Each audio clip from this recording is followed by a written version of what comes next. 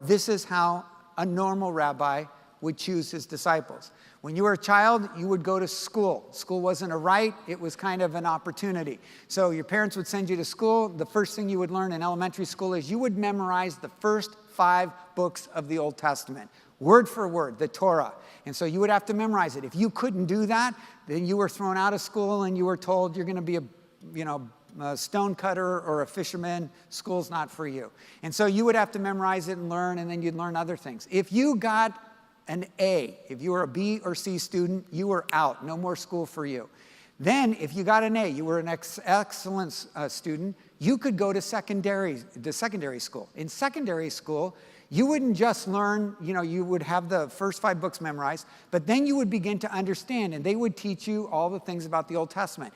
For instance, you would learn that in Amos, there are 17 key phrases. You would learn what those phrases were and what they meant.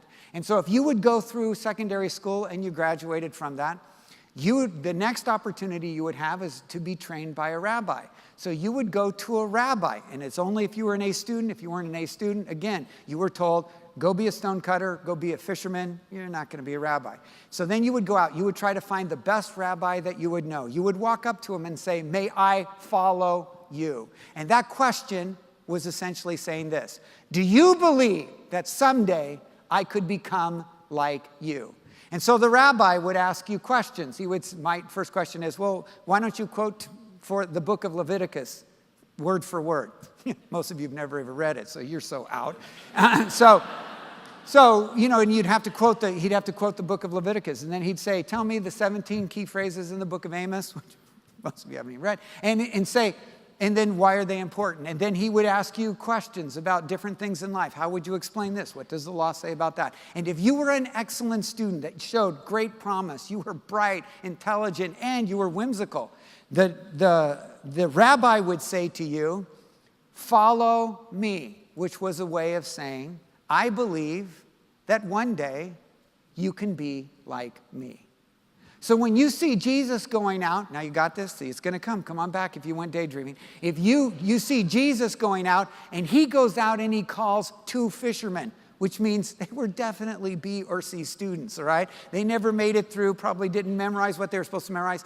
And he goes to Peter and to John, and he says, follow me. He is saying to them, I believe that you can be like me. He doesn't even do the quiz thing. He doesn't even ask him what he knows. He just steps up to him and he says, I know you, and I believe that one day you can be like me. So when he walks up to Matthew and says, Matthew, tax collector, bad guy, the despicable person, and he says, follow me, he's saying to Matthew, I believe that one day you can be like me. Now what's amazing about this is that he does not say to Matthew, you know what?